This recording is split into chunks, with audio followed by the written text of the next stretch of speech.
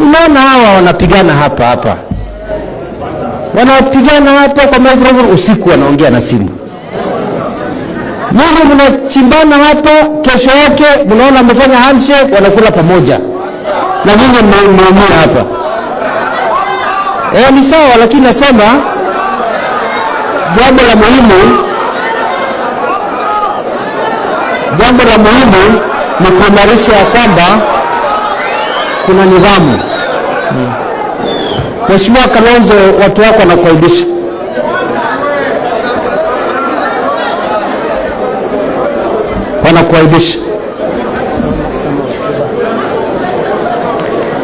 Naenda kwa Asia.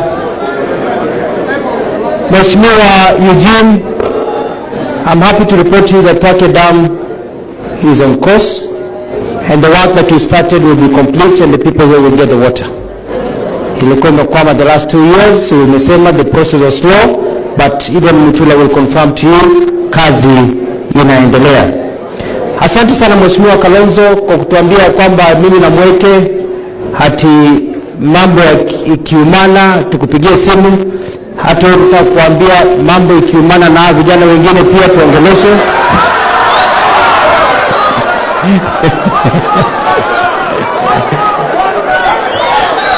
Mwanzo kuendelea.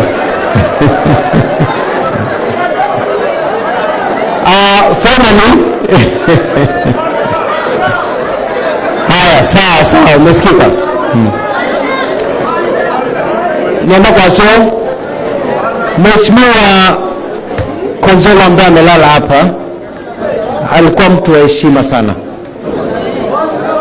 Na alikuwa mtu ambaye he listened to all opinions, whether he liked them or not.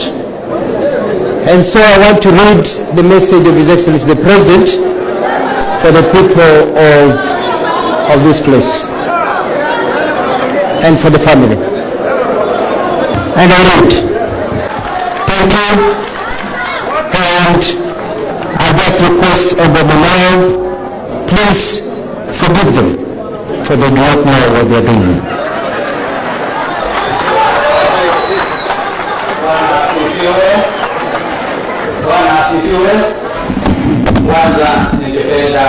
Mutua anataka kukutuma akuambia hivi, unashinda unachukua watoto unapeleka ng'ambo, wanaenda huko wanatombwa na umbwa.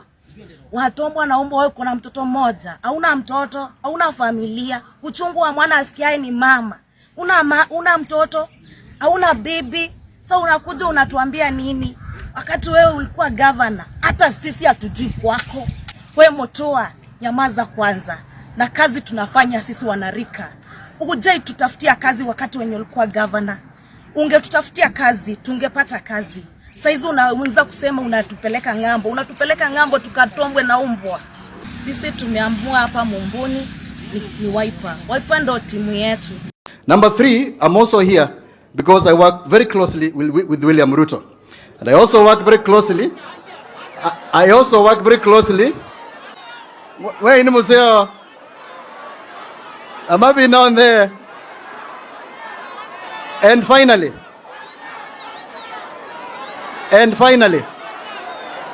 we have 2 governments in Kenya, and we must all work together to bring that development to our people. If we leave our resources to the national government, we will not be able to get that development to our people. Let us all work together as a people to drive the economy of this country to the next level. Nemina na kwaziati pia naleta salamu za William Ruto hapa. Muombe aendelee na kazi yake, and we look forward to working with you. May the soul of my dear sister Sonia Zilani rest in eternal peace. Shame on you, Alfred Mutua. Shame on you. Shame on you 100 times. Shame on you. One day there will be a government in Kenya that will make you accountable for these mistakes. Do not think that power is forever. One day there will be a government that will make you accountable. And to all Kenyans, stop voting for this kind of people. Alfred Mutua did havoc as a governor for 2 terms. I've documented it in the Vampire Diaries. I'm not saying rumors. Everybody can go and check the Vampire Diaries for Machakos County for themselves. And if they don't believe what I'm telling them, they go and read it in the Auditor General's report or Control of Budget. They'll see it. He wreaked havoc in Machakos County. Theft of public funds that was amazing, humongous. And then the same person gets to the cabinet again. It's so tragic. President William Ruto, please get rid of this mistake called Alfred Mutua. What do you think the president should do to fix all these issues that you're raising and the ones that are raised by Kenyans every other day? Is he willing to fix it? Does he not know, for example? Are we telling him something new? Is he learning it for the first time? We keep saying, oh, Mr. President, please make sure that the people have this, people have this. And he never does it. He's at the forefront of lying to people. So how do you expect the one who is at the forefront of lying to the Kenyan people to be at the forefront of changing their lives? The problem cannot be the solution to the problem. You know, every year around this time, I get very, very reflective. And today I've been thinking about my friends and family, Uko Machakos, right? I have a couple of very, very serious questions for you, okay? What happened to the Formula One?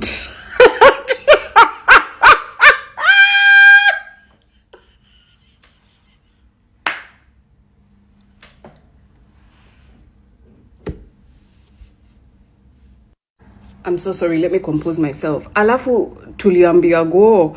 The Machakos Formula One track is also a normal dual carriageway road that is similar to the street circuits in Singapore, Monaco, and even the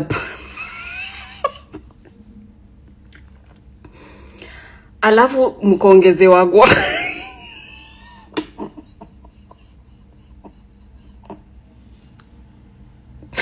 We are working closely with the FIA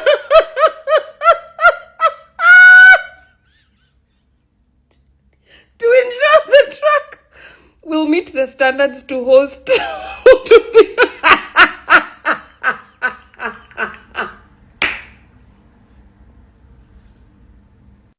alafu pia mkachapiwa bird's eye view.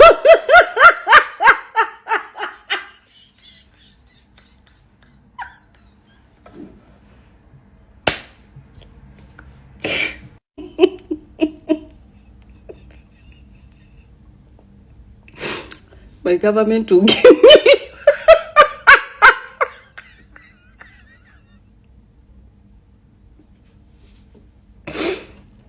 newlyweds kumeendaji huko.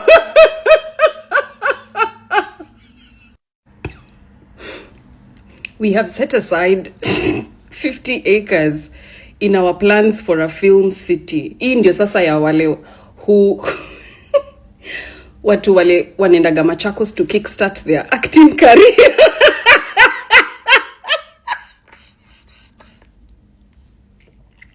We plan to create our own Machakos.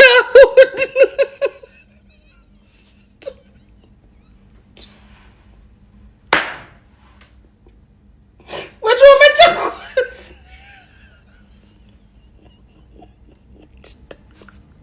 Today he had a very big drive to try and gather as many Kenyans as possible, around 3,000 who are supposed to go and get jobs overseas in Qatar, in Saudi Arabia and the rest. And what I didn't like is the fact that they were actually asking Kenyans to pay $450. I know some Kenyans said the moment Alfred Mutua just stepped out, someone told Kenyans to pay $450. Listen. Waziri alipoongea pale hivyo ndani alisema pesa ilipwe. But after waziri kutoka kuna msee pale ameingia na akasema after kulipa hizo vitu unalipa $450. Si wala 60k na msema ni free. So hapo kuna mtu mmoja hapo akakaanda anafanya anataka kulia Mkenya chini ya The media clearly captured this, but they did not mention that corruption is present in the hiring process. Why are we normalizing corruption? Why would you call Kenyans and then end up telling them to pay $450, which is equivalent to around 60,000? Kenyans who have no jobs, as a cabinet secretary for labor, telling them, you come for this drive, we are going to give you job, we are going to connect you to the best jobs possible out there. And then one of your officers is clearly looking for money, clearly asking Kenyans to pay 60,000. 60,000. Someone has driven from a very far town to come to Nairobi only to be told, we need 60,000 from you. Can you imagine? That is how our leaders eat us inside out. You call us from our homes. This is someone who could have used this fare to do something else that is important to their families. You call them from their homes, and then once they come to whatever place, like KICC for this case, you call them to KICC, then you start asking for money. Since this was a pilot project, and the Cabinet Secretary for Labor was clearly had some agents to tell him how the day went. Yes, he was there present in the morning, but as the day goes, he usually has to have reports of what's going on the ground, how many people have managed to recruit, and you want to tell me that the Cabinet Secretary has no information about the corruption that is going on the ground? That's a lie.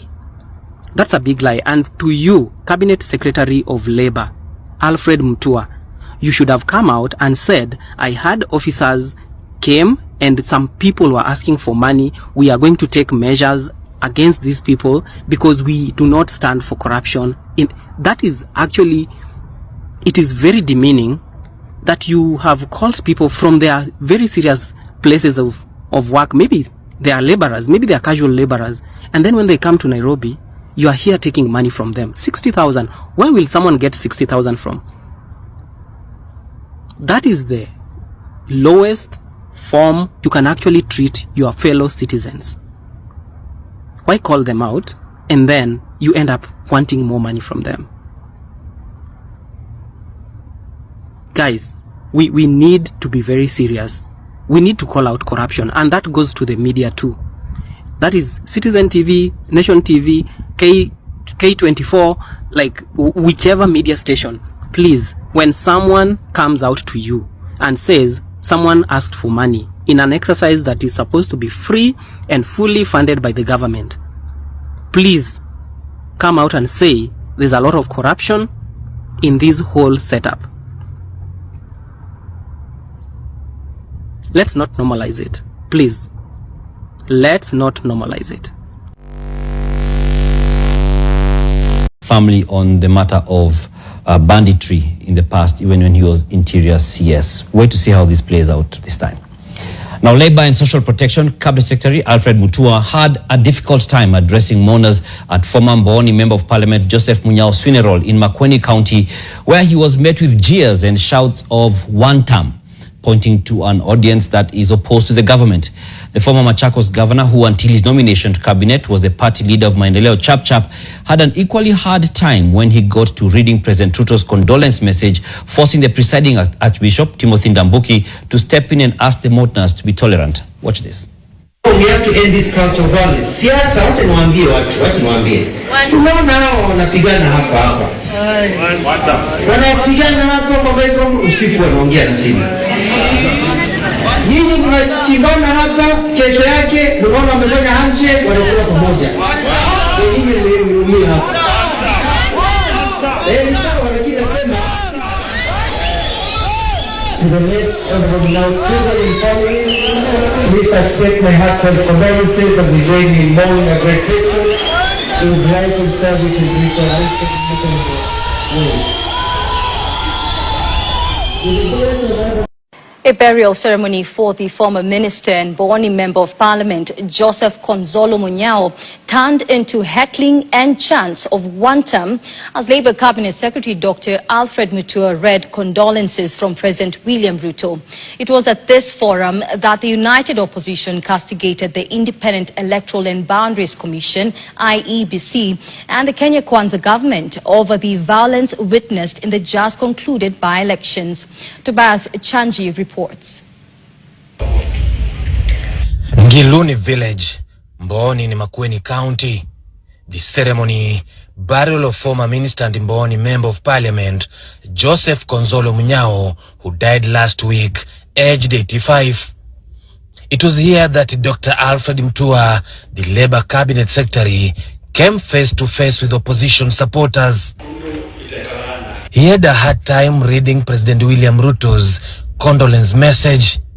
Efforts by church leaders to calm the agitated mourners falling on deaf ears. Please accept my heartfelt condolences as we join in mourning a great patron whose life and service is rich and wisdom. With the death of Alfred, Kenya has lost a selfless leader.